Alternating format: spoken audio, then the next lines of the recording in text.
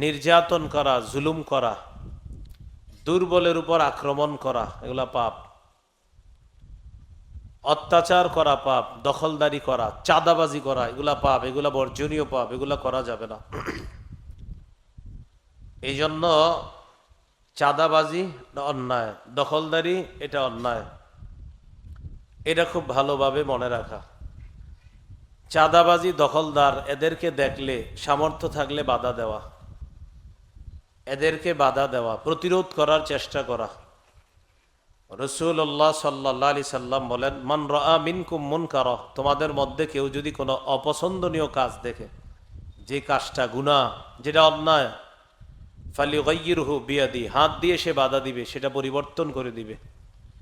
ফাইল্লাম ইয়াস্তাতি ফাবিলিসানি, হাত দিয়ে না পারলে জবান দিয়ে প্রতিবাদ করবে। ফাইল্লাম ইয়াস্তাতি ফাবিকলবি, জবান দিয়ে না পারলে অন্তর দিয়ে ঘৃণা করবে। ঘৃণা করার অর্থ হলো অন্তরে প্ল্যান করবে। কি প্ল্যান? যে আজকে আমি হাত দিয়ে তোমাকে বাধা দিতে পারি নাই, জবান দিয়ে প্রতিবাদ করতে পারি নাই, অন্তরে প্ল্যান করা, আজকে একা বলে আমি পারলাম না, দাঁড়াও 5-6 জন জমা করব, বন্ধুরা মিলে এই কাজের প্রতিবাদ করব। এটা প্ল্যান করা। মানুষ মনে করে অন্তরে ঘৃণা করা ঘুমায়া থাকা, এটাই 3 নাম্বার। না, অন্তরে ঘৃণা করা মানে হলো অন্তর দিয়ে প্ল্যান করা, যে আমি হাতে পারি নাই, জবানে পারি নাই, কিভাবে এটা বন্ধ করা যায় এই পরিকল্পনা করা, এটা হলো অন্তর দিয়ে ঘৃণা করা। আর এটা ইমানের সবচেয়ে দুর্বল স্তর বলছে আল্লাহ রাসূল সাল্লাল্লাহু আলাইহি সাল্লাম। তো 3 নাম্বার, দখলদারি করা, চাঁদাবাজি করা, জুলুম করা, এগুলা পাপ। রাসূলুল্লাহ সাল্লাল্লাহু আলাইহি সাল্লাম বলেন, ইত্তাকি দাওয়াতাল মাজলুম, মাজলুমের বদদুয়া থেকে বাঁচো। ফাইন্নাহু লাইসা বাইনাহু ওয়া বাইনাল্লাহি হিজাব, মাজলুমের মাঝে আর আল্লাহর মাঝে কোনো পর্দা থাকে না, তার দোয়াটা আল্লাহর কাছে এত দ্রুত পৌঁছে যায়।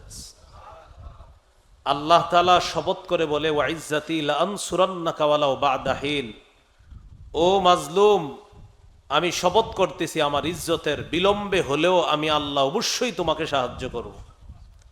আল্লাহ কি বললেন দেখেন, মাজলুম বিলম্বে হলেও আমি আল্লাহ তোমাকে সাহায্য করবো। এর মানে অনেক সময় দেখবেন মাজলুম হইতেছে কিন্তু আল্লাহ সাহায্য করতেছে না, আমরা দেখতেছি, কিন্তু আল্লাহ বলছে আমি বিলম্বে হলেও সাহায্য করব, আমি ঢিল দেই, তবে ধরলে খবর আছে। এই জন্য প্রত্যেকটা পতিত জালেম থেকে পরবর্তী মানুষগুলা শিক্ষা নেওয়া, যে আগের জালেমের যে পতন হয়েছে, আমরাও যদি দখলদারি আর চাঁদাবাজি করি, আমাদের পতনটা হবে আগের জালেমের চেয়ে আরো ভয়ঙ্কর।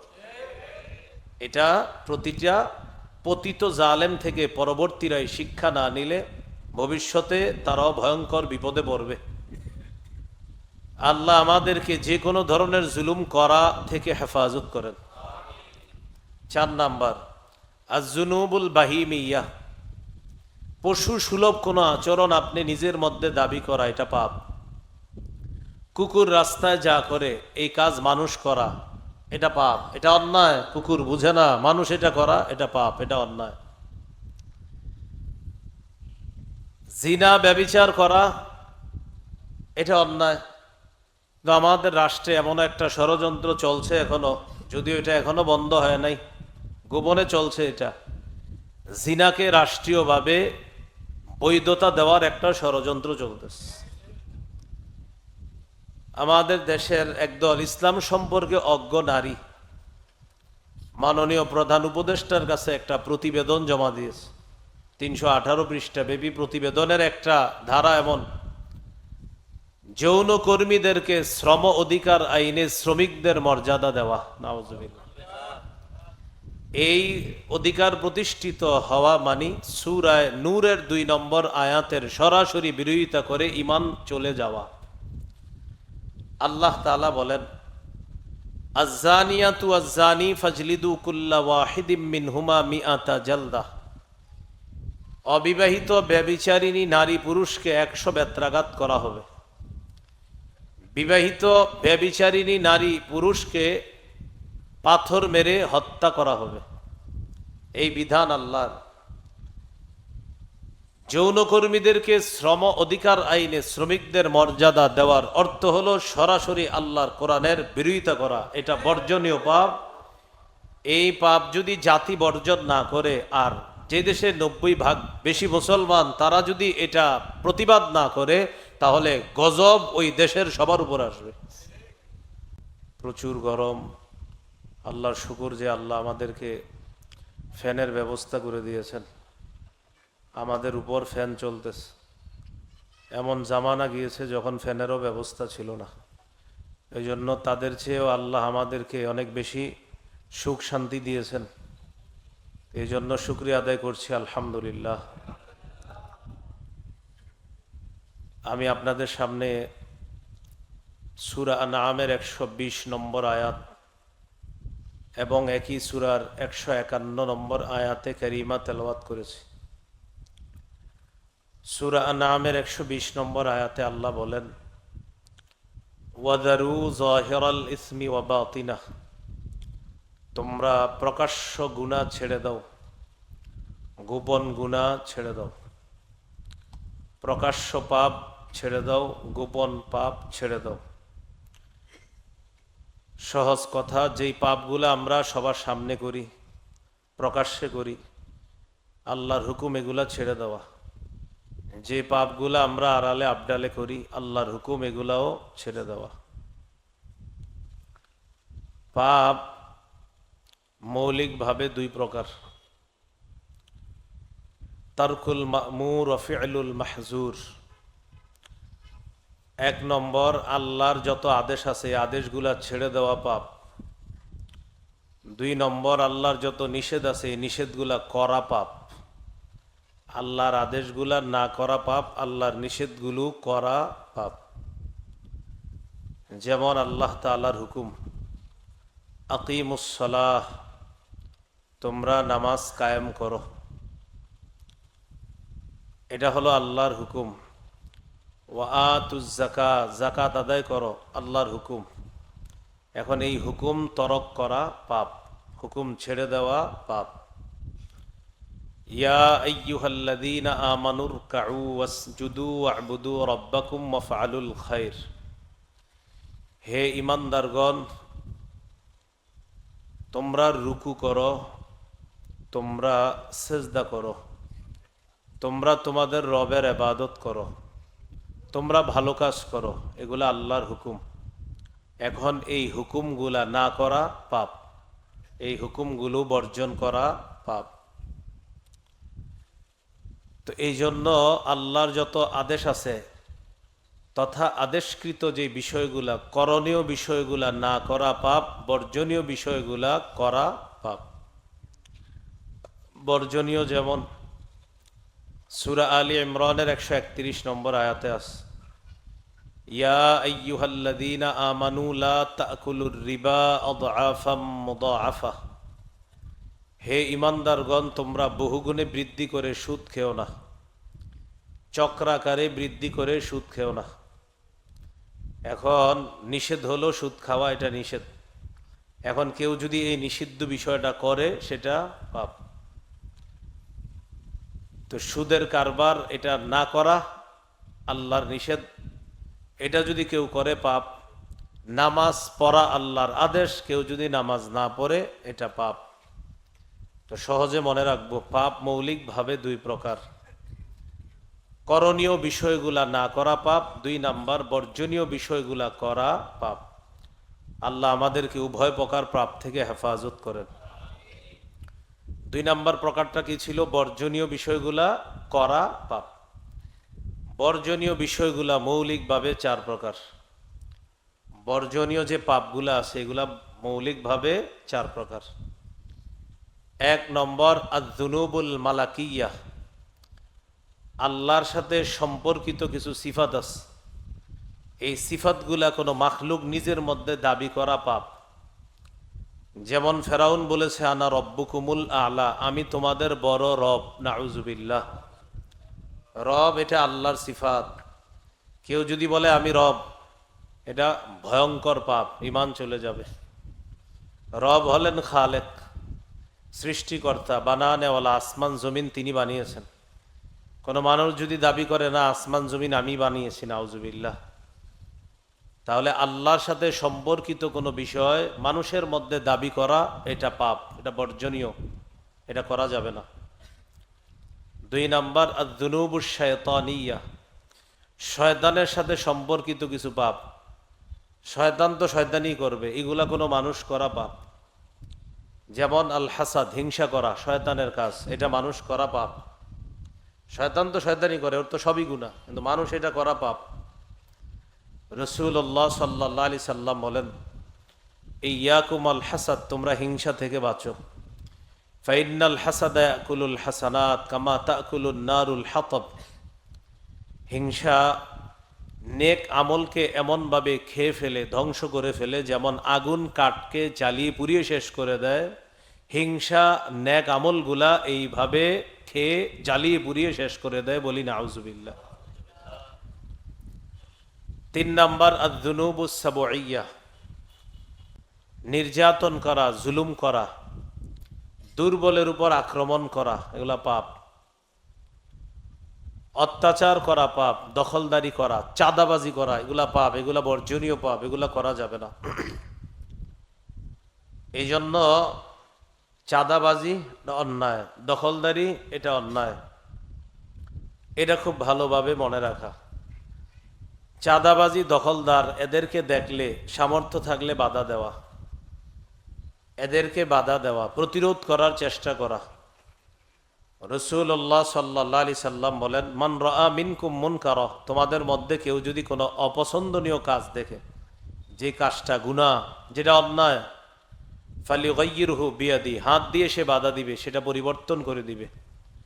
ফাইল্লাম ইয়াস্তাতি ফাবিলিসানি, হাত দিয়ে না পারলে জবান দিয়ে প্রতিবাদ করবে। ফাইল্লাম ইয়াস্তাতি ফাবিকলবি, জবান দিয়ে না পারলে অন্তর দিয়ে ঘৃণা করবে। ঘৃণা করার অর্থ হলো অন্তরে প্ল্যান করবে। কি প্ল্যান?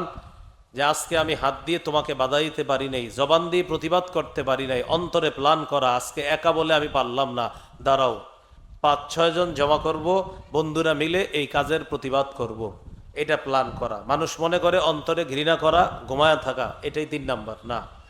অন্তরে ঘৃণা করা মানে হলো অন্তর দিয়ে প্ল্যান করা, যে আমি হাতে পারি নাই, জবানে পারি নাই, কিভাবে এটা বন্ধ করা যায় এই পরিকল্পনা করা, এটা হলো অন্তর দিয়ে ঘৃণা করা।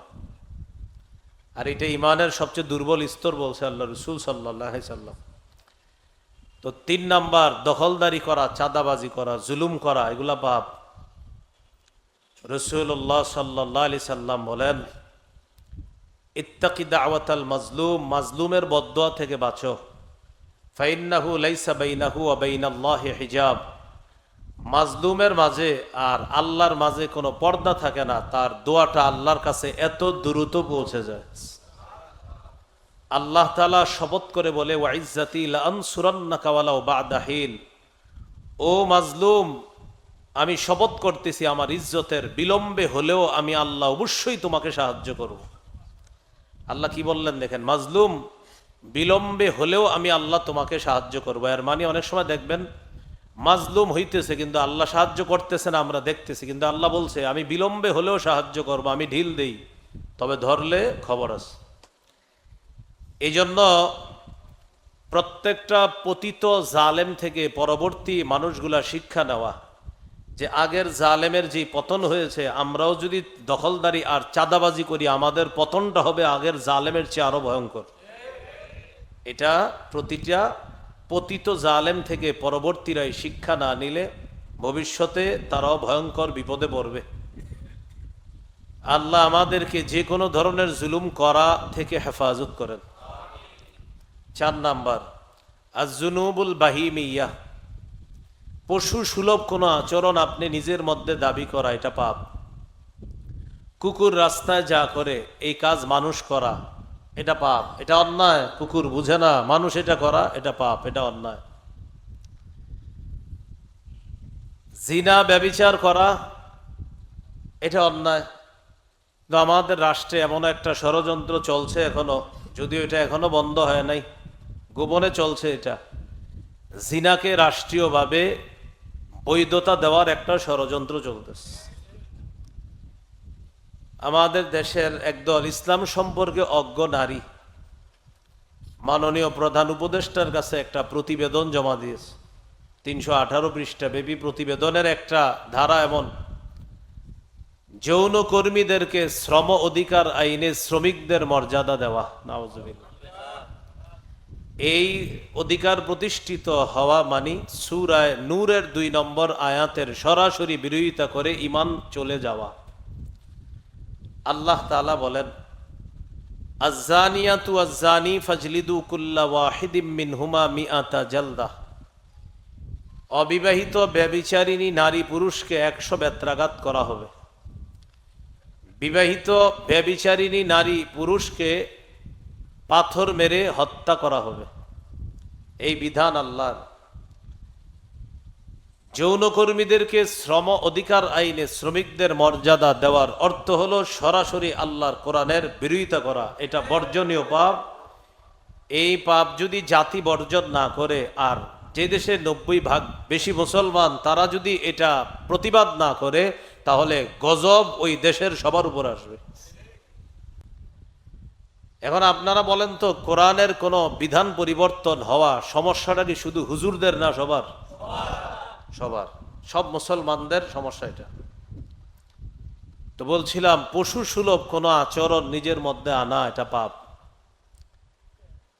পশু যেমনে মন চায় এমনি চলে, একটা মানুষ যেভাবে মন চায় সেভাবে চলতে পারে না।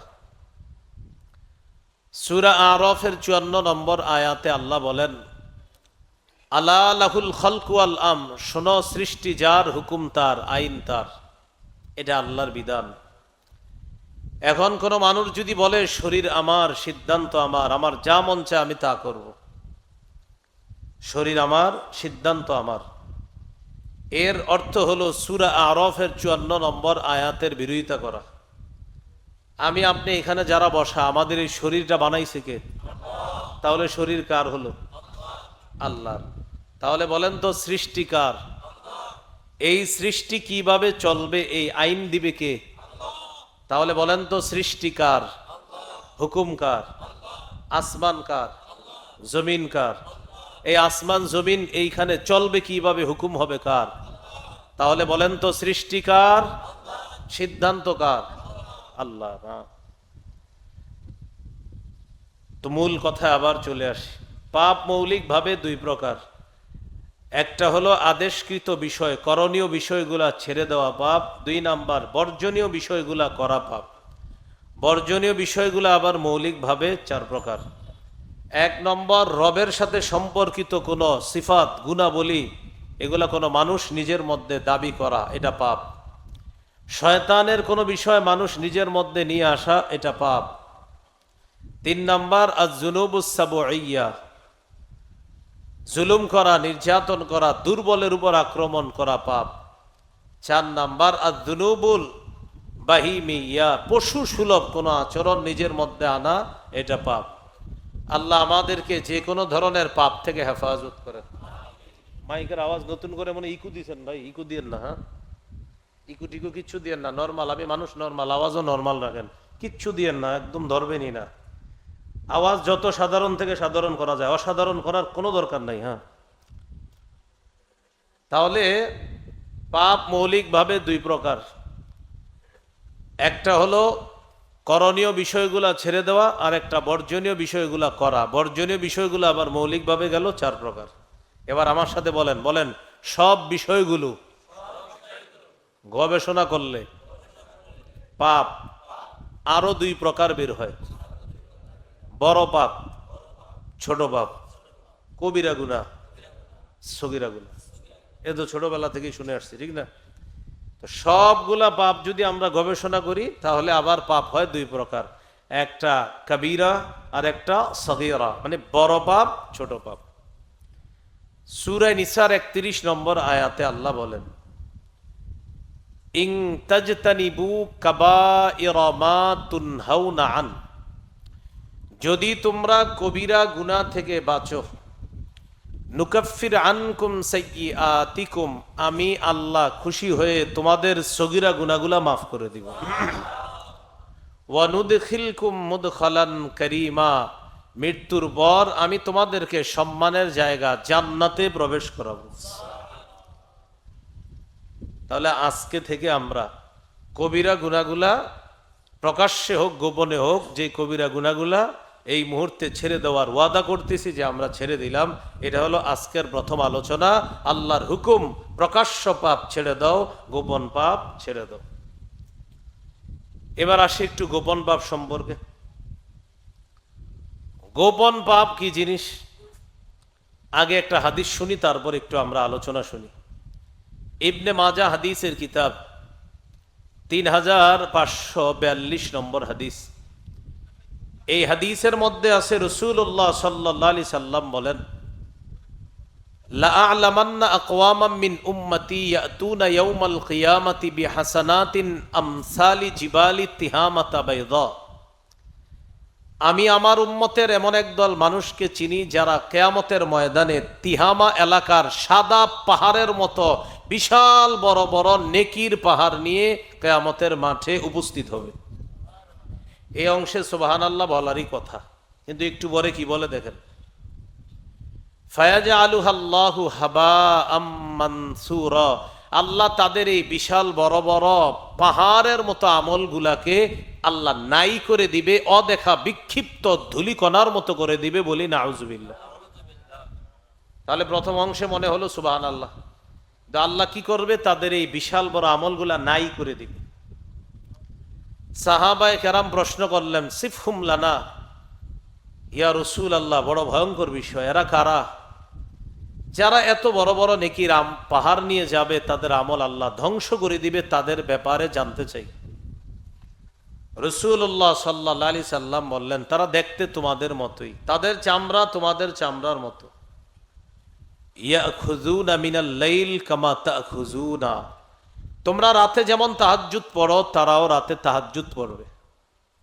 ওয়ালাকিন্নাহুম আকওয়ামুন ইযা খালাউ বিমাহারিমিল্লাহ ইনতাহাকুহা, কিন্তু তারা এমন এক দল মানুষ, যখন তারা নির্জনে কোনো হারামের সম্মুখীন হয়, প্রতিনিয়ত এই হারাম কাজ করতে থাকে।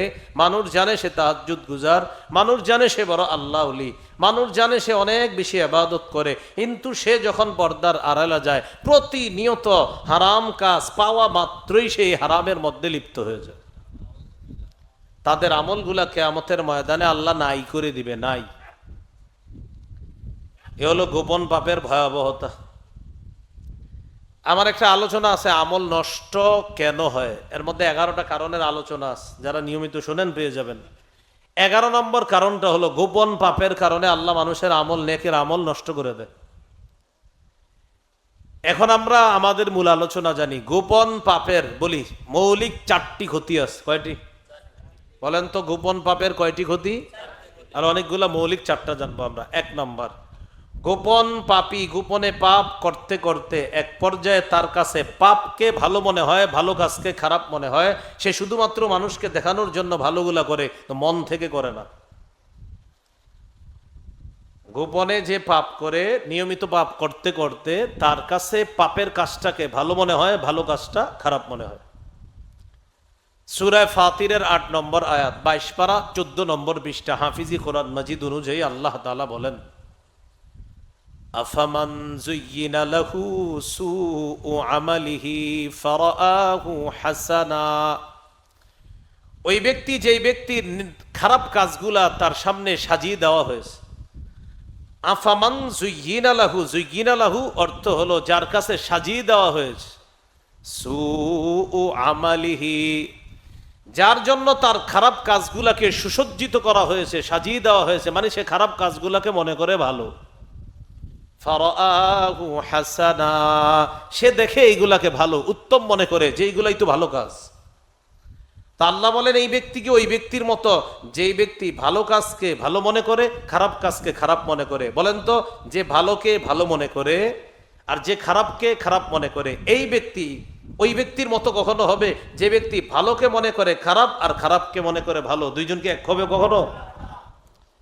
তাহলে গোপন পাপের 1 নাম্বার ক্ষতি, গোপন পাপী তার খারাপ কাজগুলাকে সে উত্তম মনে করবে, ভালো মনে করবে, আর মনে করবে আরে তোর এগুলা কিছু না, গোপনে এগুলা কইরা নিলে কিচ্ছু হয় না, এরকম মনে করবে।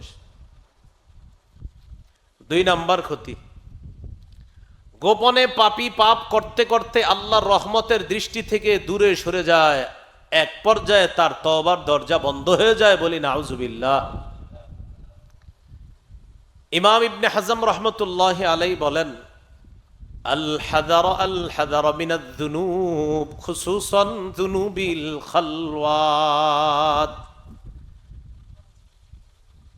পাপ থেকে বাঁচো, বিশেষ করে গোপন পাপ থেকে বাঁচো। পাপ থেকে বাঁচো, বিশেষ করে গোপন পাপ থেকে বাঁচো। কেন? কয় বান্দা গোপন পাপের মাধ্যমে তুসকিতু মিন আইনাই, আল্লাহর রহমতের দৃষ্টি থেকে বান্দা দূরে সরে যায়। প্রতিনিয়ত সে গোপন পাপের কারণে আল্লাহর রহমতের দৃষ্টি থেকে সে দূরে সরে যায়। যা তোর যেমন চায় তা কর। 3 নাম্বার ক্ষতি, গোপন পাপের কারণে পাপী প্রতিনিয়ত আল্লাহর সাথে গোপনে যুদ্ধ করতে থাকে। নাউজুবিল্লাহ বলেন। কি করে? ভাবেন না কথাটা একটু। কি করে? কার সাথে যুদ্ধ করে? স্বাভাবিক বিষয়, আল্লাহর সাথে যুদ্ধ করে। ইমাম ইবনুল আরাবী রহমতুল্লাহ আলাইহি বলেন, আখসারুল খাসিরিন মান আবদালিন নাসি সালিহা আমালি ওয়া বারাজা বিল কবিহি মান হুয়া আকরাবু ইলাইহি মিন হাবলিল ওয়ারিদ। মানুষের মধ্যে সবচেয়ে ক্ষতিগ্রস্ত ওই ব্যক্তি, যেই ব্যক্তি মানুষের সামনে তার নেকের কাজগুলা প্রকাশ করে, দেখেন আমি কত ভালো মানুষ, প্রকাশ করে এরকম। আর সে আড়ালে ওই সত্তার সাথে গোপন পাপের মাধ্যমে লড়াই করতে থাকে। যেই সত্তা তার শাহ রগের আরো নিকটে থাকে, ওই সত্তার সাথে সে গোপন পাপ দিয়ে লড়াই করতে থাকে। তাহলে পাপী গোপনে আল্লাহর সাথে পাপ করে লড়াই করতে করতে সবচেয়ে নিকৃষ্ট মানুষে পরিণত হয়। আল্লাহ আমাদেরকে হেফাজত করেন। গোপন পাপের 4 নাম্বার ক্ষতি, আল্লাহ না করেন, আল্লাহ না করেন, আল্লাহ না করেন। আমিন বলেন। আল্লাহ না করেন, গোপন পাপী পাপ করতে করতে ঈমান হারা হয়ে মৃত্যুবরণ হয়ে যেতে পারে। ইবনে রজব হাম্বলি রহমতুল্লাহ আলাইহি বলেন, আন্না খাতিমাতাস সু বিসাবাবি দাসিসাতিন বাতিনাতিন লা ইয়াত্তালিউ আলাইহা নাস। কিছু কিছু মানুষের মৃত্যুটা ভয়ঙ্কর হয় এমন গোপন পাপের কারণে, যে পাপগুলা মানুষ জানতো না, তবে আল্লাহ জানতো। সে প্রতিনিয়ত গোপনে পাপ করে আল্লাহর সাথে লড়াই করত। মৃত্যুর সময় তার মৃত্যুটা বড় ভয়ঙ্কর মৃত্যু। আল্লাহ সুযোগ দিত, কিন্তু সে তওবা করতো না, ফিরে আসতো না। সে বরং আল্লাহর সাথে লড়াই চালায়া থাকতো। কিভাবে? যারে তোর এগুলা মানে সে খারাপটাকে তো আর খারাপই মনে করে না, এটা মনে করে ভালো। আবার মূল আলোচনায় চলে আসি। আল্লাহর হুকুম, যারু যাহিরাল ইস, প্রকাশ্য পাপ ছেড়ে দাও, ওয়া বাতিনা, গোপন পাপ ছেড়ে দাও। পাপ সম্পর্কে আমরা অনেকগুলা প্রকার জানলাম, আর গোপন পাপের ভয়াবহতা জানলাম। আল্লাহ আজকে এই মুহূর্তে অতীতের সমস্ত পাপগুলা যেন আমরা বর্জন করতে পারি, আল্লাহ তৌফিক দান করেন। এ হলো আজকের প্রথম আলোচনা। দ্বিতীয় আলোচনা সূরা আনআমের 151 নম্বর আয়াত। এই আয়াতে আল্লাহ বলেন, ওয়ালা তাকরাবুল ফাওয়াহিশা মা যাহারা মিনহা ওয়া মা বাতান। তোমরা প্রকাশ্য অশ্লীলতা এবং গোপন অশ্লীলতার নিকটেও যাও না। প্রকাশ্য অশ্লীলতার নিকটবর্তী হয়েও না, গোপন অশ্লীলতার নিকটবর্তী হয়েও না। এবার একটু মিলান্ত কথাগুলা। প্রথম আলোচনা শিখলাম, এই মুহূর্তে প্রকাশ্য গোপন পাপগুলা ছেড়ে দাও। দ্বিতীয় আলোচনা শিখলাম, নতুন করে প্রকাশ্য আর গোপন পাপের কাছেও যাও না। প্রথম আলোচনা সূরা আনআমের 120 নম্বর আয়াতের শিক্ষা, নগদ পাপগুলা ছেড়ে দাও। সূরা আনআমের 151 নম্বর আয়াতের শিক্ষা, নতুন করে পাপের কাছে যেও না। তাহলে 120 নম্বর আয়াতে বললেন আল্লাহ হুকুম, শোনো বান্দা, যেগুলা করতেছো ছেড়ে দাও। আর 151 নম্বর আয়াতে আল্লাহ নিষেধ, শোনো বান্দা, নতুন করে কোনো অশ্লীলতা প্রকাশ্যে হোক গোপনে হোক এটার কাছেও যাও না। প্রকাশ্য অশ্লীলতা কি জিনিস? চা দোকানে সিনেমা চলতেছে, সবাই মিছিল দিয়ে দেখতেছেন, এ প্রকাশ্য অশ্লীলতা। চা দোকানে সিনেমা চলতেছে, আর উনি ওইটার মাধ্যম বানাইছে চা বিক্রি করার। এটা না হইলে নাকি চা বিক্রি হয় না।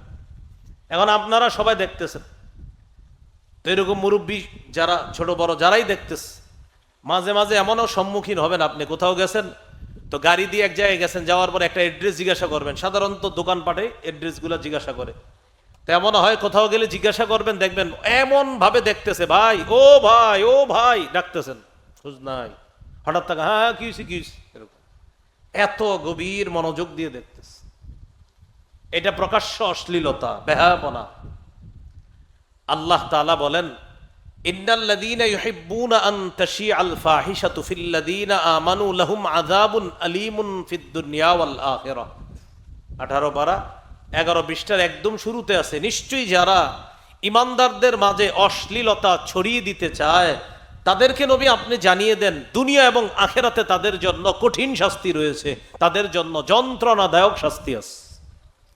প্রকাশ্যে অশ্লীলতা যারা ছড়িয়ে দিতে চায়, প্রকাশ্যে অশ্লীলতার ব্যবস্থা করা হয়, বড় পর্দার ব্যবস্থা করা হয়, এই পর্দায় মানুষকে অশ্লীলতার আহ্বান করা হয়, দাওয়াত দেওয়া হয়, নিঃসন্দেহে এটা প্রকাশ্যে অশ্লীলতা।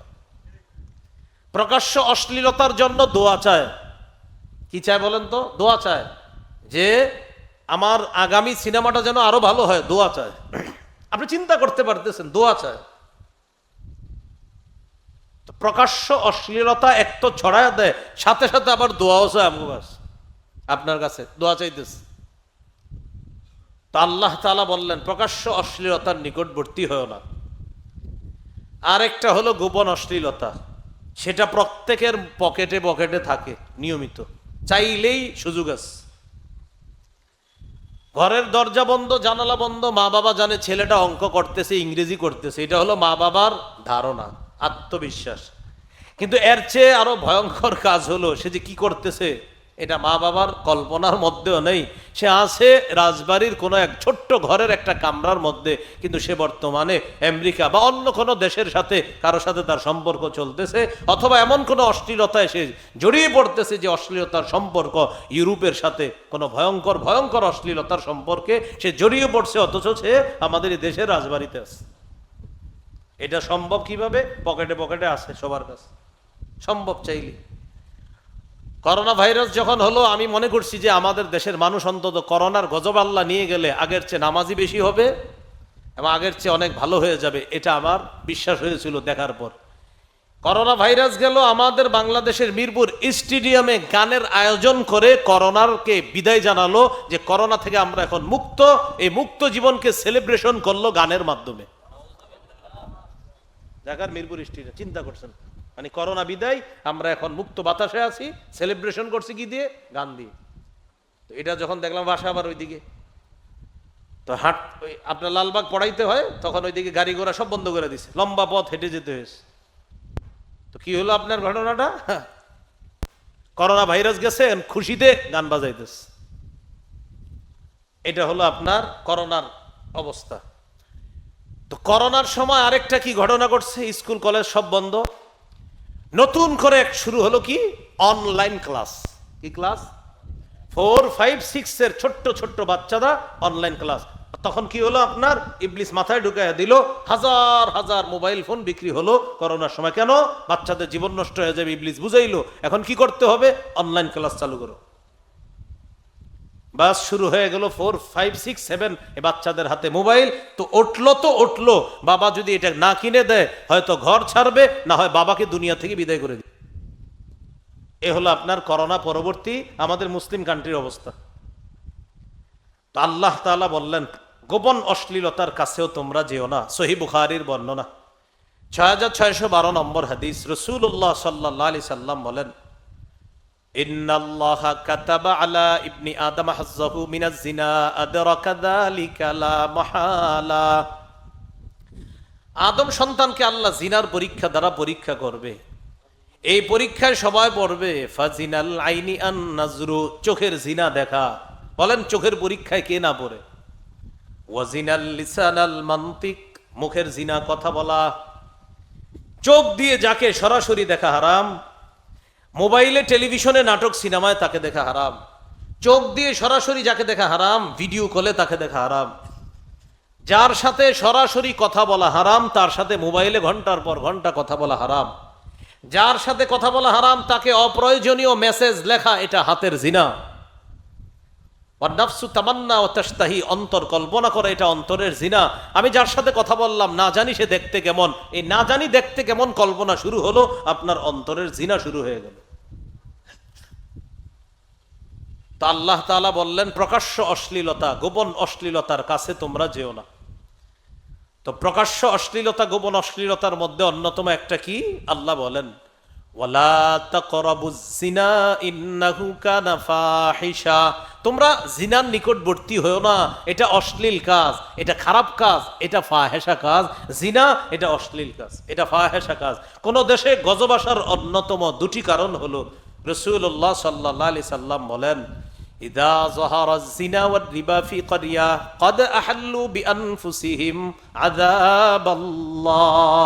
কোন এলাকার মধ্যে যখন ব্যভিচার এবং সুদের কারবার বেড়ে যায়, ওই এলাকায় আল্লাহর গজব টেনে আনে। যে আল্লাহ গজব দিতে চায় না, এরা টেনে আনে। কারা? যারা জিনা করে আর যারা সুদের কারবার করে, এরা আল্লাহর গজবকে ওই এলাকার জন্য বৈধ করে নেয়, ওই এলাকায় ত্বরান্বিত করে। অথচ দেখেন সুদ সবাই খায় না। কথার কথা, এক এলাকায় 100 জন সুদ খায় 10 জন, বাকি ভালো মানুষ কয়জন? 90 জন। কিন্তু গজব আসবে পুরো 100 জনের উপর।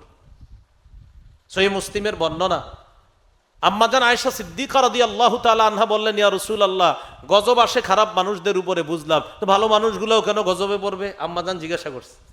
নবীজি বলেন, আয়েশা, গজব যখন আসবে সবাইকে গ্রাস করবে, বাকি কিয়ামতের ময়দানে যাদের কারণে গজব আসছে ওরা হবে জাহান্নামী, আর যে ভালো মানুষগুলা গজবের মধ্যে মারা গিয়েছে, এই মানুষগুলাকে আল্লাহ আলাদা করে জান্নাতের মেহমান বানায় দিয়েছে। কিন্তু দেখেন গজব থেকে বাঁচা যাবে না। হ্যাঁ, তাহলে জিনা আর হলো সুদের কারবার যে এলাকায় বেড়ে যাবে, এই এলাকায় আল্লাহর গজব টেনে নিয়ে আসে মানুষ। আর একটা বর্ণনার মধ্যে আসছে, মামিন কারিয়াতিন, কোন এলাকার মধ্যে ফাশা ফীহিমুর রিবা, যদি সুদের কারবার প্রকাশ্যে কাজ শুরু হয়ে যায় কোন এলাকার মধ্যে, ইল্লা উখিজু বিসানা, ওই এলাকার মানুষগুলাকে আল্লাহ দুর্ভিক্ষের গজব দ্বারা পাকড়াও করে। অর্থনৈতিক অভাব অনটন দেখা দেয়। আগে মাছ পাইতো কৃষক যেই পরিমাণ, ওই পরিমাণ মাছ পাবে না। আগে মা বোনরা ঘরের চালে 50টা লাউ পাইতো, এখন 5টাও পাবে না। শীতকালীন সবজি দিয়ে, ঘরের চালের সবজি দিয়ে মা বোনরা 3-4 মাস চালায় নিতে পারতো ঘর, কিন্তু এখন সেটা পারে না। কেন? যেই দেশে সুদের কারবার প্রকাশ্যে হবে, সেই দেশ থেকে আল্লাহ প্রদত্ত এই নেয়ামতগুলো আল্লাহ ছিনায় নিবে। এটা হলো গজব। আর যেই দেশের মধ্যে ঘুষের কারবার বাড়বে, ইল্লা উখিজু বির রুবি, ওই দেশের সুপুরুষগুলা কাপুরুষ হয়ে যাবে। সুপুরুষগুলা কি হবে? যেমন আমি যদি বলি, কারা কারা ফিলিস্তিন জিহাদে যাইতে রাজি আছেন, হয়তো সবাই হাত তুলবেন, আশাবাদী আমি, ঠিক না বলেন? কথার কথা, যারা যারা ফিলিস্তিন মনে করেন, যদি এই দেশের সরকার আপনার ব্যবস্থা করে দেয় যে ফিলিস্তিন জিহাদে যাওয়ার ব্যবস্থা করে দিলাম, তাহলে সবাই রাজি আছি না ইনশাআল্লাহ? হ্যাঁ, এটা আমরা ইনশাআল্লাহ বলছি, ঠিক, হাতও উঠবে সবার। তো যেদিন যাবে এলাকার আলেমরা, সেদিন অসংখ্য অগণিত ছেলেরা পিছনে থাকবে। কেন? হুজুরা তো যাইতেছে, আমি না গেলে কি হয়? এখন কথা হলো, এই ছেলেগুলো এরকম কাপুরুষের পরিচয় কেন দিবে? আসলে এটা ওদের দোষ না। যে এলাকায় ঘুষের কারবার বাড়বে, ওই এলাকার সাহসী ছেলেগুলাও কাপুরুষে পরিণত হবে। আর ঘুষ তো আমাদের বাংলাদেশে নাই বললেই চলে। হ্যাঁ, নাকি কোনো সেক্টর খালি নেই? তাহলে আপনার এই যে ঘুষের কারবার বাড়বে, তো এই দেশের সুপুরুষগুলা কাপুরুষ হয়ে যাবে। তাহলে কি শিখলাম? জিনাও বেড়ে গেছে, সুদের কারবার বেড়ে গেছে, ঘুষের কারবার বেড়ে গেছে। তো এই কাজগুলা, এই পাপগুলা, এটা প্রকাশ্যে হোক গোপনে হোক, আল্লাহ বললেন কাছেও যায় না। বলেন ইনশাআল্লাহ। তাহলে আবার আসি মৌলিক 2 কথা। নগদ কোনো পাপের মধ্যে কেউ জড়িয়ে থাকলে এই মুহূর্তে আমরা ছেড়ে দিব ইনশাআল্লাহ। 2 নাম্বার শিক্ষা, নতুন করে আমরা পাপের কাছে যাব না। আজকের 3 নাম্বার আলোচনা, এটা আমার সাথে একটু বলেন। মানুষ হিসাবে পাপ হয়ে যেতে পারে। কখনো পাপ হয়ে গেলে সবার কাছে বলে বেড়াবো না। যদি পাপের কাজ বর্জন করতে না পারি, ব্যক্তিগতভাবে কোনো আল্লাহওয়ালা বুজুর্গের কাছে আমার পাপের কথা বলবো, সবার কাছে না। তাহলে এবার আমি বলি, আপনারা শুধু শুনেন, আশা করি বুঝতে পারছেন। 3 নাম্বার আলোচনা, মানুষ হিসাবে আমাদের পাপ হয়ে যেতে পারে। পাপটা হয়ে গেলে কারো কাছে বললেন না। যদি দেখেন যে হুজুর আমি পাপটা আলহামদুলিল্লাহ নিজে নিজেই ছেড়ে দিতে পারছি, বাস, তাহলে আর কারো কাছে বলাই দরকার নাই। কিন্তু আপনি পাপটা ছাড়তে পারতেছেন না, তখন কোনো আল্লাহওয়ালা বুজুর্গ, কোনো আলেমের কাছে গিয়ে বলবেন। কথার কথা, এই মাদ্রাসার মুদাইম সাহেবের কাছে আসলেন, মসজিদের ইমাম খতিব সাহেব, যারা আপনার পছন্দ, ওনার কাছে গেলেন, হুজুর আমি তো গত 5 মাস যাবৎ একটা পাপ গোপনে হয়ে যাইতেছে আমার, আমি পারতেছি না এটা ছাড়তে, হুজুর আমি কি করবো? আপনার কাছে আমি আসলাম, আপনি আমার এমন কোনো কৌশল বলে দেন যে এই পাপটা আমি ছাড়তে পারি। এইভাবে বলা জায়েজ আছে, কিন্তু সবার কাছে বলবা যাবে না। পাপ ব্যক্তিগতভাবে কাউকে বলা জায়েজ আছে, এটার দলিল সহিহ বুখারীর 526 নম্বর হাদিস। নবীজির কাছে এক ব্যক্তি আসলেন, আসার পরে বললেন, হুজুর আমি শেষ। তোমার কি হয়েছে? আমি তো একটা অন্যায় করে ফেলছি। কি অন্যায়? ওই অন্যায়। দেখেন কি অন্যায়, এটাও হাদিসে আসে নাই যে এমন একটা অন্যায়। তার মানে ওই ঘটনাটা তার মাঝে আর নবীর মাঝে আছে, এটা আমাদেরকেও জানানো হয় নাই পাপটা কি। ওই যে পাপ প্রকাশ করা নিষেধ। নবীজি বললেন, থামো থামো, দেখি কি হয়। ইতিমধ্যে আল্লাহ সূরা হুদের 114 নম্বর আয়াত ওই ব্যক্তিকে কেন্দ্র করে সারা পৃথিবীর সবার জন্য নাজিল করে দিস। আবার বুঝেন, ব্যক্তি কয়জন? এই একজনকে কেন্দ্র করে কিয়ামত পর্যন্ত নবীর সব উম্মতের জন্য সূরা হুদের 114 নম্বর আয়াতের বিধান আল্লাহ দিয়ে দিস। সেটা কি? আল্লাহ বলেন, ওয়া আকিমিস সালাতা তারাফাইন নাহারি ওয়া যুলাফাম মিনাল লাইল। তুমি নামাজ কায়েম করো দিনের দুই প্রান্তে এবং রাতের কিছু অংশে, তথা 5 ওয়াক্ত নামাজ পড়ো।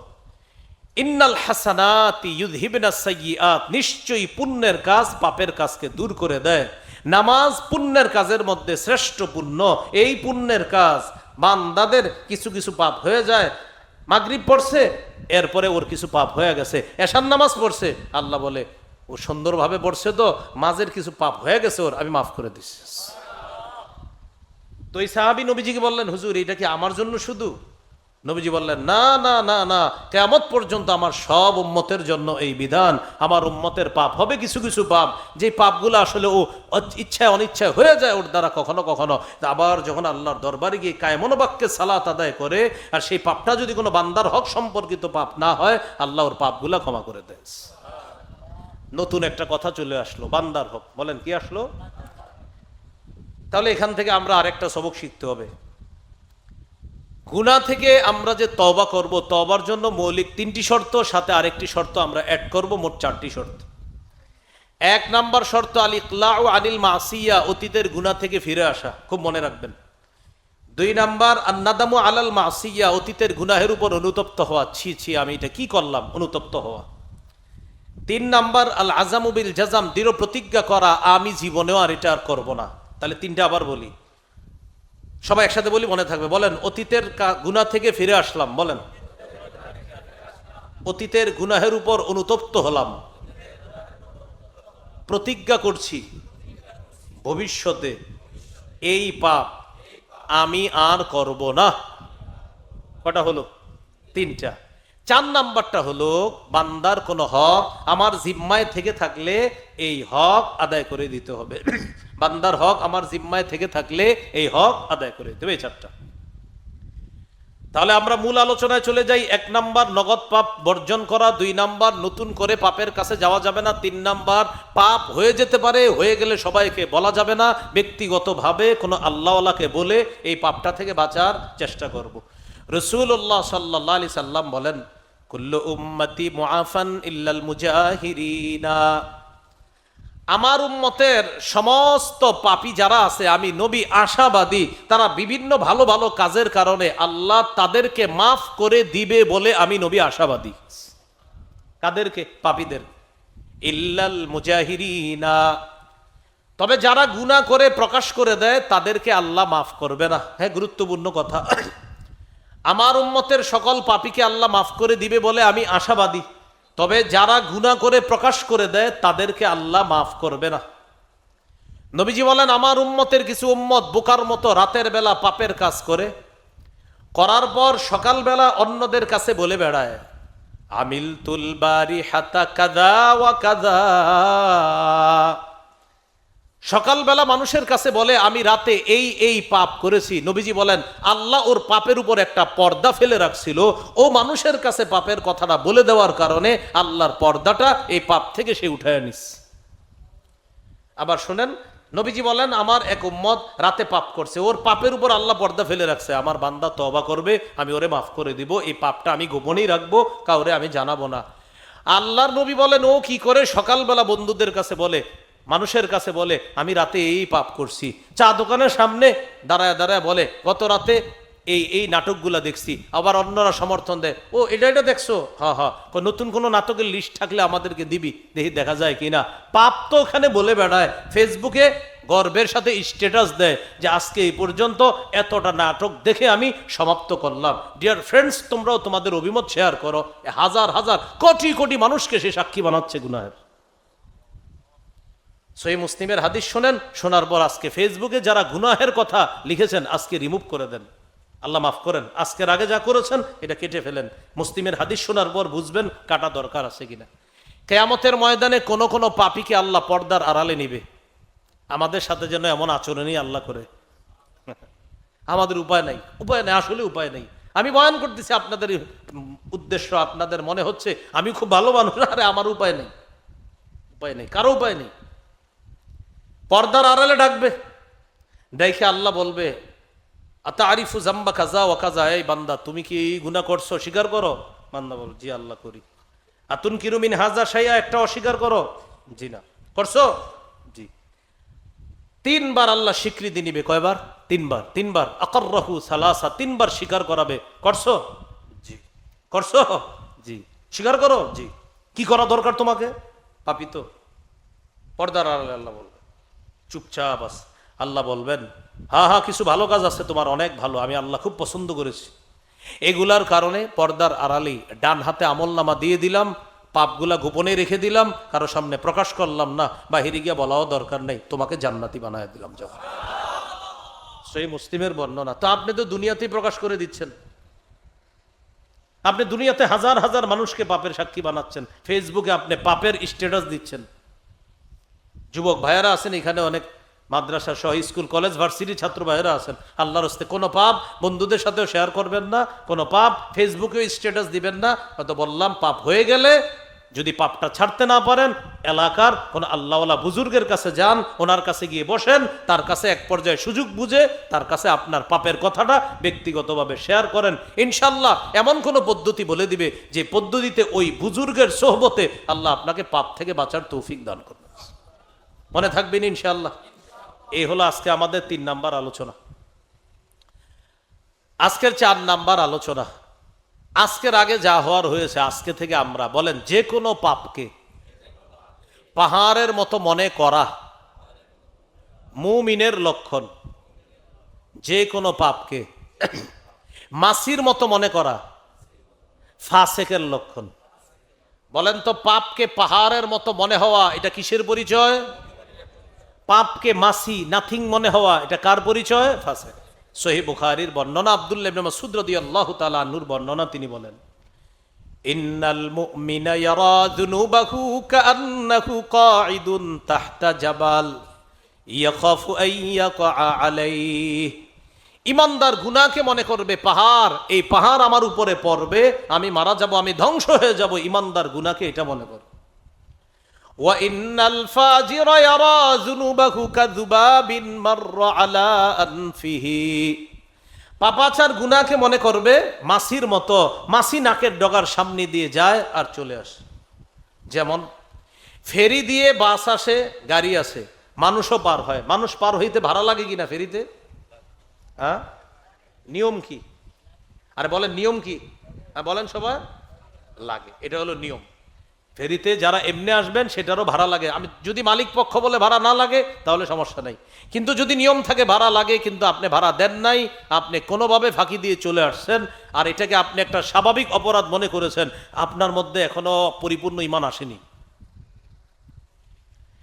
আপনি ট্রেনে সওয়ার হয়েছেন, ট্রেনে চড়েছেন, মাশাআল্লাহ, কিছুদিন পর আরো ব্যাপকভাবে এই অঞ্চলের সাথে ট্রেন ব্যবস্থার আরো সুন্দর সম্পর্ক হবে, মাশাআল্লাহ।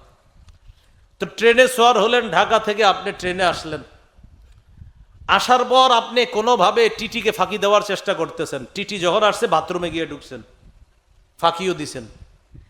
500 টাকা পরিমাণ ভাড়া আপনি কোনোভাবে ফাঁকি দিয়ে ট্রেন থেকে নেমে গেলেন। টিটিও বুঝে নাই, কেউ বুঝে নাই, টিকিটও কাটেন নাই।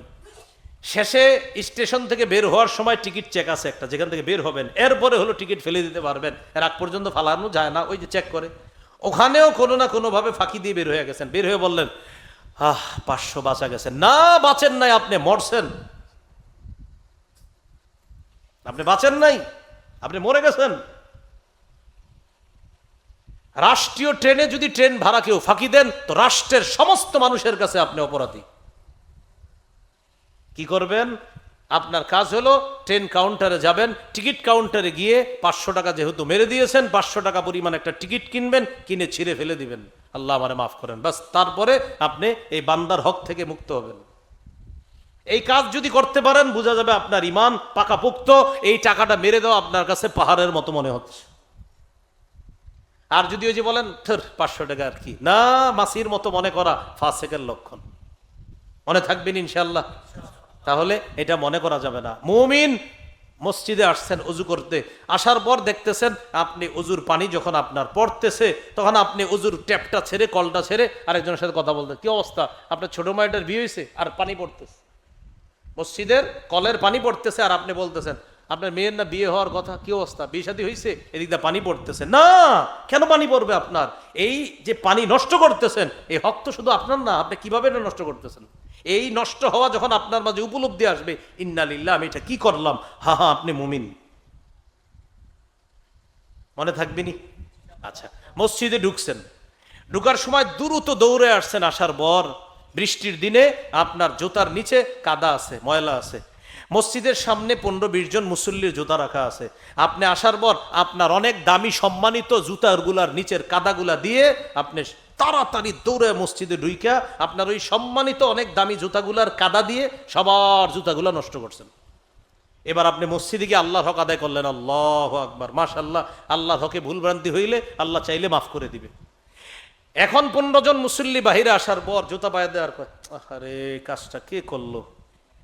এই যে আপনি মুসল্লিদের মনে কষ্ট দিলেন, যেই কয়জনের জুতার শরীরে আপনার জুতার কাদা লাগছে আর তারা কষ্ট পেয়েছে, তারা মাফ না করা পর্যন্ত আল্লাহ কিন্তু মাফ করবে না।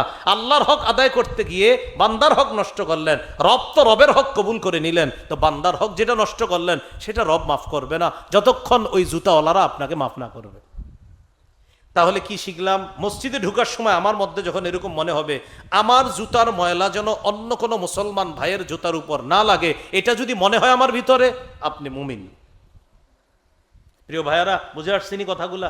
তাহলে আজকে থেকে আমরা কোনো মুসলমান ভাইয়ের জুতা আমরা নষ্ট করাটা মনে করতে হবে না, না না, এটা পাহাড়, এটা আমার ধ্বংস করে দিবে, না, আমার ভাইয়ের জুতা, এটা পাহাড়, এটা পাহাড়ের মতো, ও মুসলমান এই জুতা পরবে, আমি কেন আমার পায়ের জুতার ময়লা ওর জুতার উপরে রাখবো, এটা না করা। আল্লাহ আমাদেরকে কথাগুলা বোঝার তৌফিক দান করেন। মসজিদ থেকে বের হওয়ার সময় অনেক সময় আমরা জুতা রাখি বাহিরে, এই যে যখন বের হই জুতাটা রাখি, এই রাখতে গিয়ে আপনার আরো 4-5টা জুতা আছে সামনে, তখন কি সবার জুতার উপরে আমার জুতাটা রাখলাম, রাইখা জুতাটা পরলাম, তা আপনার জুতার নিচে না ময়লাগুলা লাগলো তাদের। দেখেন আপনার আমার মধ্যে এই উপলব্ধিগুলা কেন আসে না? যদি আসে আমি আপনি মোটামুটি ইমানের পরীক্ষায় এগিয়ে যাচ্ছি, আর যদি না আসে বুঝতে হবে আমরা বড় গাফেল, বড় উদাসীন। আল্লাহ আমাদের সকলকে আজকে থেকে যে কোনো ছোট পাপ হোক বড় পাপ হোক, আমরা আজকে থেকে কিসের মতো মনে করব? আর পাপাচার পাপকে কিসের মতো মনে করে? মাসির মতো। আল্লাহ আমাদের সকলকে খাঁটি মুমিন হওয়ার তৌফিক দান করে। এইগুলো আজকের 4 নাম্বার আলোচনা, আজকের সর্বশেষ 5 নাম্বার আলোচনা। এই হলো 2 ব্যক্তি। দেখেন, আমি আপনাদের সামনে ঘোষণা করলাম আগামী 24 ঘন্টায় যারা 100 রাকাত নফল নামাজ পড়তে পারবে তাদের প্রত্যেককে একটা মোটরসাইকেল দেওয়া হবে। আশা করি আমি সহ সবাই হাত তুলবো যে এটা কোনো ব্যাপার না, মোটরসাইকেল চালাইতে না পারলে কি হবে, পুরস্কারটা নিয়ে বিক্রি করে ফেলবো, সমস্যা কি? সাথে সাথে আমি ঘোষণা করলাম আগামী 24 ঘন্টায় একটা নাফরমানিও কেউ করতে পারবেন না। কারা কারা পারবেন? হাত উপরে উঠতে গিয়ে আর ওঠে না, আস্তে আস্তে নিচে নাইমা যায়। কেন জানেন? ওই আব্দুর রহমান ভাইয়ের হাত উঠতে গিয়ে উপরে মনে পড়ে গেছে আমি না সুদের কারবারে জড়িয়ে আছি। আব্দুর রহিম ভাইয়ের হাত উপরে উঠতে গিয়ে মনে পড়ে গেছে না আমি না ঘুষের কারবারে জড়িয়ে আছি। এরকম হাত উপরে উঠতে যায়, ওঠে না। কেন? আমি তো অসৎ পথে আমি দালালি করি, এটা তো আমার পক্ষে ঠিক না। জমির দাম মূল মালিক বলে দিছে ভাই আমাকে 6 লাখ টাকা করে দিলে হয়ে যাবে, মূল মালিকের বক্তব্য এটা। তো মূল মালিক হলো বিক্রেতা, উনি হলেন বিক্রেতা, উনি ক্রেতা, এই 2 জন। দেখেন আমি হলাম মধ্যস্থতাকারী, আপনাদের কাউরে দালাল না বলে আমার এই উদাহরণটা। এখন আমি মাঝখানে ওনার জমি বিক্রি করে দিব, উনি বলছে 6 লাখ করে দিলে হয়ে যাবে। আমি তার কাছে গিয়ে বললাম মনে আছে দক্ষিণ পূর্ব কর্নারের যে প্লটটা আপনার পছন্দ হয়েছিল, যেটা বাড়ি করলে পুরো হাওয়াটা পাওয়া যাবে আর সকালের সোনালি রোদটা পাওয়া যাবে, এই যে একটা পছন্দের জায়গা ছিল, মালিক তো এটা বিক্রি করবে। উনি খুশি, তাই নাকি? হ্যাঁ। কত কইরা? মালিক তো 10.5 করে বলছে। কত কইরা? 10.5 করে বলছে। যেহেতু আপনি আমার কাছের লোক, কিছু করা যায় কিনা? কারণ আমি জানি এ 10.5 বললে কমাইতে কমাইতে 50 কমায় বলবে, ভাই যেমনি হোক আমার কিন্তু দিবেন, এটা কাউরে দিবেন না। 10-এর নিচে আসলে আবার আমি বলতেছি ভাই 10-এর নিচে নেবেন না, কারণ অলরেডি 10-12 জন ঘুরতেছে 10-20 কইরা, 10,20,000 করে ঘুরতেছে। এটা বললাম কেন? এ যাতে কোনোভাবেই নিচে না নামে। তো শেষে বলতেছে আপনি আমার কাছের লোক, 10 করে আপনি ইয়ে করে দেন। কারে মিয়া, তো শেষমেশ 10 করি। উনি বলল 6 কইরা, ওনার থেকে আনলাম 10 কইরা, ওনারে দিয়ে দিলাম 6 কইরা, মারলাম 4। ইনি আবার হাদিয়াও দিছে, ইনিও হাদিয়া দিছে। ওনারে বলছি এগুলো কাউরে বলা দরকার নাই, এলাকায় জানা জানি সমস্যা, কারণ এটা আপনার একটা পছন্দনীয় জমি, এটা কারো। আর আপনিও কাউরে বললেন না এটা কাউরে বাদ ধরবো কেন? কারণ বলা বলি হইলে তো 2 জন জেনে যাবে। হাত উপরে উঠতে গিয়ে উঠতেছে না কেন জানেন? হাজারো নাফরমানির সাথে আমরা নিয়মিত জড়িয়ে আছি, এই জন্য হাত উঠে না। তাহলে কি শিখলাম? 100 রাকাত নফল নামাজের চ্যালেঞ্জ নেওয়া উম্মতের পক্ষে সহজ, কিন্তু গুনাহ ছাড়া উম্মতের পক্ষে কঠিন। এই চ্যালেঞ্জ নেওয়া উম্মতের পক্ষে বড় কঠিন। মাত্র 24 ঘন্টা বলছি আমি, তো কঠিন। এই হুজুর এটা কেমনে সম্ভব? তিরমিজির হাদিস 2305 নম্বর হাদিস। আবু হুরায়রা রাদিয়াল্লাহু তাআলা আনহুর বর্ণনা, রাসূলুল্লাহ সাল্লাল্লাহু আলাইহি সাল্লাম বলেন, মাইয়াখুযু আন্নী হাউলাইল কালিমাত ফায়াখুযু বিহিন্না ফায়ামালু বিহিন্না আও ইউআল্লিমু মান ইয়ামালু বিহিন্না। আমি নবী এখন কিছু হাদিস বলবো, কিছু কথা বলবো, তোমাদের মধ্যে কেউ আছো আমার কথাগুলা গ্রহণ করবা, নিজে আমল করবা, অন্য কাউকে শিখাইয়া দিবা, তারাও যেন আমল করে। আবু হুরায়রা রাদিয়াল্লাহু তাআলা আনহু বললেন, হুজুর আমি আছি, আমি আপনার কথাটা গ্রহণ করব, নিজে আমল করব, অন্যকে শিখাইয়া দিব। কোন সাহাবী? সুন্দর মতন আমরা বলেন, কোন সাহাবী? নবীজির আজীব এক ছাত্র, মাত্র 3 বছর ছাত্র ছিলেন নবীর। কয় বছর? 3 বছর। কিন্তু হাদিসের জগতে আল্লাহ তাকে আমিরুল মুমিনিন ফিল হাদিস বানায়া দিছে। হাদিসের কিতাব খুলবেন আর এই 3 বছরের ছাত্র আবু হুরায়রা নামটা পাবেন না তো হবে না। 5000-এর বেশি হাদিস আল্লাহ তার মুখ থেকে বের করেছে। কয় বছরের ছাত্র? অথচ অনেক সাহাবী 23 বছর ছিল, 22 বছর ছিল, 10 বছর ছিল, 12 বছর ছিল। ওই যুগেই সাহাবায়ে কেরাম আবু হুরায়রা রাদিয়াল্লাহু তাআলা আনহুকে প্রশ্ন করছে, সহিহ মুসলিমের বর্ণনা। আচ্ছা আবু হুরায়রা, তুমি এত হাদিস কিভাবে বলো? আমরাও তো ছিলাম দুনিয়াতে, আমরা তো এত হাদিস বলি না, তুমি কিভাবে বলো? সাহাবীরাই আবু হুরায়রাকে জিজ্ঞাসা করছে। আবু হুরায়রা রাদিয়াল্লাহু তাআলা আনহু বললেন, আলা মিল ইবাতনি, আমি পেটে ভাতে নবীর ক্লাসে পড়ে থাকতাম। তোমরা কেউ কৃষি কাজে যাইতা, কেউ ব্যবসায় যাইতা, কিন্তু আমি পেটে ভাতে ক্লাসে থাকতাম। নবী খাইলে আমি খাইতাম, নবী খায় না তো আমি খাইতাম না, কিন্তু আমার উস্তাদ ক্লাসে আছে, আর একজন ছাত্র যদি ক্লাসে থাকে সেটা আমি আবু হুরায়রা। কি বললেন? পেটে ভাতে পড়ে থাকতাম, এই জন্য নবী যা বলতো আমি শুনতাম, আমি ওগুলা বর্ণনা করতাম। আবু হুরায়রা রাদিয়াল্লাহু তাআলা আনহুর শুরুর দিকে কিন্তু আপনার বেশি মেধা ছিল না। তালেবে ইলম যারা আছেন মন দিয়ে শুনে, একটু ছাত্র ভাই যারা, আপনারা সবাই মন দেন, অভিভাবক যারা আপনারাও মন দেন। ওনার শুরুতে বেশি মেধা ছিল না। অনেক অভিভাবক আছেন যাদের অভিযোগ হলো, হুজুর আমার ছেলেটা বেশি পড়া পারে না। আছে না এরকম? পড়া পারে না, বা আমার 2টা ছেলে, একটা ছেলে 5 পৃষ্ঠা সবক দিতে পারে, আমার এই ছেলেটা 1 পৃষ্ঠাও পারে না, এরকম অভিযোগ আছে। প্রথম কথা হলো সবার মেধা সমান না, এটা মাথায় রাখবেন। এটা আল্লাহর অনুগ্রহ। তবে একটা আশা আছে সব ছাত্রদের জন্য, একটা আশার বাণী। সেটা কি? সেটা আজকে সবাই মুখস্থ করি। বলেন, মেধার বিকল্প, বলেন মেহনত। আবার মেধার বিকল্প চেষ্টা, চেষ্টার বিকল্প নাই। এখন কেউ যদি বলে আমার মেধা কম, বলবেন তোমার চেষ্টা বাড়াও। হুজুর চেষ্টা করবো না, তো আপনি বলবেন চেষ্টার তো বিকল্প নাই, চেষ্টা করতে হবে তোমার। মেধার বিকল্প চেষ্টা, চেষ্টার বিকল্প নাই। একটা ছেলের 2 ঘন্টায় 2 পৃষ্ঠা মুখস্থ হয়, আর একটা ছেলের 4 ঘন্টায় 2 পৃষ্ঠা মুখস্থ হয়। বাস আমি মেনে নিতে হবে যে আমার রবের ফয়সালা, ও 2 ঘন্টায় 2 পৃষ্ঠা পারবে, আমার ব্যাপারে আমার রবের ফয়সালা, আমি 4 ঘন্টায় 2 পৃষ্ঠা পারবো। কি সমস্যা? কোনো সমস্যা নাই। আমার রব পছন্দ করছে যেটা, সেটাই করেছেন। ওর জন্য 2 ঘন্টায় 2 পৃষ্ঠা, আমার জন্য 4 ঘন্টায় 2 পৃষ্ঠা, সমস্যা নাই। যেহেতু ও 2 ঘন্টায় 2 পৃষ্ঠা পারে আর আমি 4 ঘন্টায় 2 পৃষ্ঠা, বাস আমি 4 ঘন্টায় 2 পৃষ্ঠা করবো। মেনে নিতে হবে, চেষ্টাটা মেনে নিতে হবে। তো আবু হুরায়রা রাদিয়াল্লাহু তাআলা আনহুর মেধা ছিল কম। আরেকটা হলো উস্তাদের দোয়া নেওয়া, এটাই আসতেছে। একদিন নবীজি মসজিদে ঢুকছে, সহিহ বুখারীর 119 নম্বর হাদিস। মসজিদে ঢুকার পর নবীজি দেখে আবু হুরায়রা রাদিয়াল্লাহু তাআলা আনহুর মন খারাপ। কি আবু হুরায়রা, কি হইছে? কয় হুজুর সামিআতু মিনকা হাদিসান কাসীরা ফানসা, আপনার কাছে প্রচুর হাদিস শুনি কিন্তু আমি ভুলে যাই, মুখস্থ রাখতে পারি না। নবীজি বললেন উবসুত রিদাআক, তোমার চাদরটা বিছাও। মনে করেন এটাই চাদর, তো এই চাদর বিছাইলেন। বিছানোর পর নবীজি কি করলেন, চাদরের মধ্যে এইভাবে দেখা গরাফা বিয়াদাই, এইভাবে দুই হাত দিয়ে কি জানি ঢাইলা দিলেন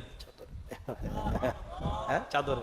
তো ঢালার পর নবীজি বললেন এবারে কাজ করো, চাদরটা পেঁচাও। তো পেঁচাইস, ভিতরে কিন্তু কিছুই দেখা যাইতেছে না, মানে এমনি নবীজি এমন করছে, তো পেঁচাও, পেঁচাইস। এবার তোমার বুকের সাথে মিলাও। সহিহ বুখারীর বর্ণনা 119 নম্বর হাদিস বলছি। আবু হুরায়রা রাদিয়াল্লাহু তাআলা আনহু বলেন ফাযামামতুহু ইলা সাদরি, চাদরটা আমার বুকের সাথে মিলাইলাম। ফামা নাসিতু শাইআন বা'দা, চাদর বুকের সাথে মিলানোর পর আমার জীবনে আমি যা শুনি আর কখনো ভুলি না।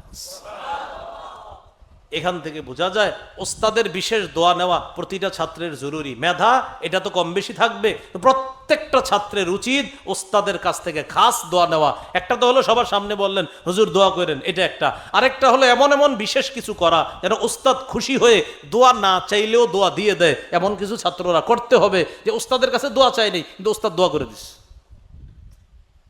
ওস্তাদ ওরে সামনাসামনি বলে না, অন্যের কাছে বলে আমার এই ছাত্রটা ওরে আমার ছেলের মতো আমি দেখি, ও বড় হইলে অনেক কিছু হবে, কিন্তু সামনাসামনি ওরে খুব শাসন করে, এই তুই এমন এমন, কিন্তু পিছনে খুব প্রশংসা করে।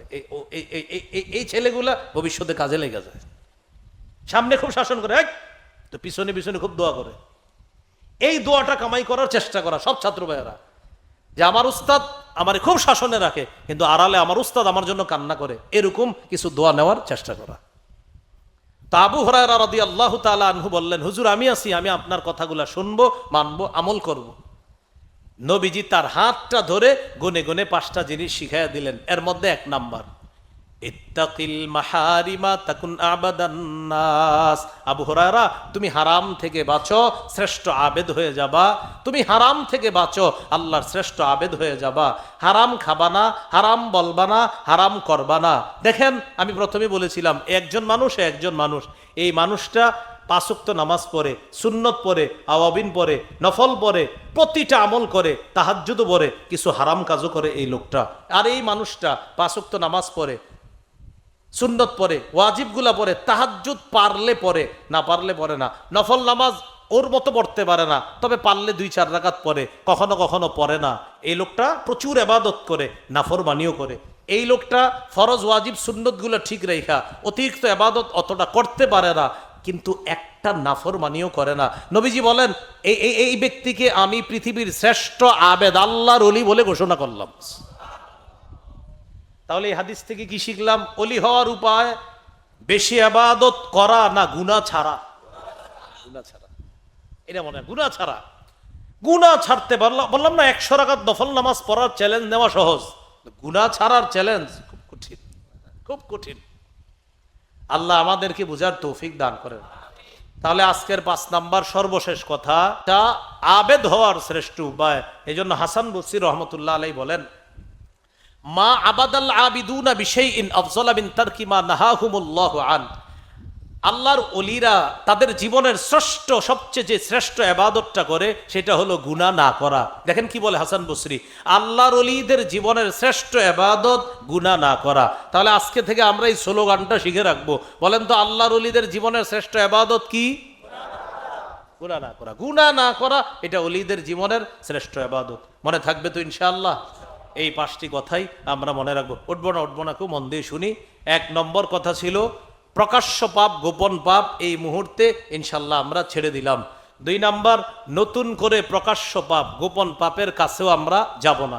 3 নাম্বার, আমাদের কখনো কখনো পাপ হয়ে যেতে পারে, হইলে সবার কাছে বলবো না। হ্যাঁ, না ছাড়তে পারলে ব্যক্তিগতভাবে কোনো আল্লাহওয়ালা ব্যক্তিকে জানাবো। 4 নাম্বার, আজকে থেকে মুমিন যে কোনো পাপকে মাছির মতো মনে করবে। কিসের মতো? পাহাড়ের মতো। পাপাচার যে কোনো পাপকে কিসের মতো মনে করে? মাছির মতো। তাহলে আজকে থেকে আমরা ছোট থেকে ছোট যে কোনো বিষয় যদি সেটা আমার চোখে মনে হয় এটা অন্যায় হচ্ছে, ছিটা করবো না, কারণ এটা পাহাড়। এমনকি আমার কোনো মুসলমান ভাইয়ের একটা জুতা, একটা কাপড় আমার দ্বারা নষ্ট হবে, এটা যেন না হয়, এটা বড় পাপ মনে করা।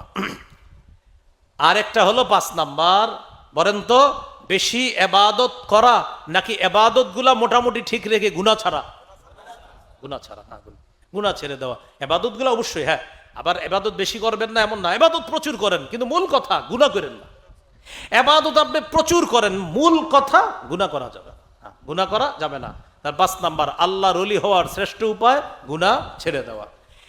এরপরে আমরা প্রথমে কিছু কথা শিখছিলাম, গুনাহ মৌলিকভাবে 2 প্রকার। আল্লাহর আদেশকৃত বিষয়গুলা না করা গুনাহ, আল্লাহ নিষিদ্ধ বিষয়গুলা করা গুনাহ। নিষিদ্ধ বিষয়গুলা মৌলিকভাবে 4 প্রকার। আল্লাহর সাথে সম্পর্কিত কিছু বিষয়, এগুলা নিষিদ্ধ। শয়তানের সাথে সম্পর্কিত কিছু বিষয় নিষিদ্ধ। আরেকটা হলো জুলুম করা, নির্যাতন করা, যে কোনো ধরনের দখলদারি, চাঁদাবাজি করা নিষিদ্ধ। আর 4 নাম্বার ছিল পশু সুলভ কোনো কিছু মানুষের মধ্যে দাবি করা, এগুলা পাপ, নিষিদ্ধ। সবগুলা গুনাহকে আবার একত্রিত করে আমরা গুনাহ বানাইছি 2 প্রকার, বড় গুনাহ, ছোট গুনাহ, কবিরা গুনাহ, সগীরা গুনাহ। এর মধ্যে আবার ছিল আরেকটা বিষয়, গোপন পাপ। গোপন পাপের অনেক ক্ষতি, আমরা আজকে ভয়াবহ 4টা ক্ষতি জানছি। 1, গোপনে পাপকারী তার পাপগুলাকে ভালো মনে করে। 2 নাম্বার, গোপনে পাপ করতে করতে রবের রহমতের দৃষ্টি থেকে দূরে সরে যায়। 3 নাম্বার, গোপনে নিয়মিত পাপ করতে করতে আল্লাহর সাথে যুদ্ধ করে এক পর্যায়ে সে সবচেয়ে নিকৃষ্ট মানুষে পরিণত হয়। 4, আল্লাহ না করেন, আল্লাহ না করেন, আল্লাহ না করেন, গোপনে নিয়মিত পাপ করতে করতে ব্যক্তির মৃত্যুটা বড় ভয়ঙ্কর নিকৃষ্ট মৃত্যু হয়। বলি না আউযুবিল্লাহ। ছোট্ট একটা অনুষ্ঠান হবে এখন, একদম 2-4-5 মিনিটের মধ্যে। এই অনুষ্ঠানটার পরেই ইনশাল্লাহ আমরা যাব। আজকের যে আলোচনাটা, যেহেতু আপনাদের দিদি বেশি আসা হয় না, এই আলোচনাটা আমার একটা সংকলন আছে, মিম্বরের আমানত। এটা যদি পারেন সংগ্রহ করে নেন। আজকের আলোচনাগুলো আপনারা বিশেষ করে কিছু অংশ পাবেন 3 নাম্বার খণ্ডে, কিছু অংশ 9ম খণ্ডে পাবেন, কিছু অংশ পাবেন 10ম খণ্ডে। মিম্বরের আমানত 10 খণ্ডের কিতাব, যদি পারেন 10 খণ্ডই সংগ্রহ করে ফেলেন।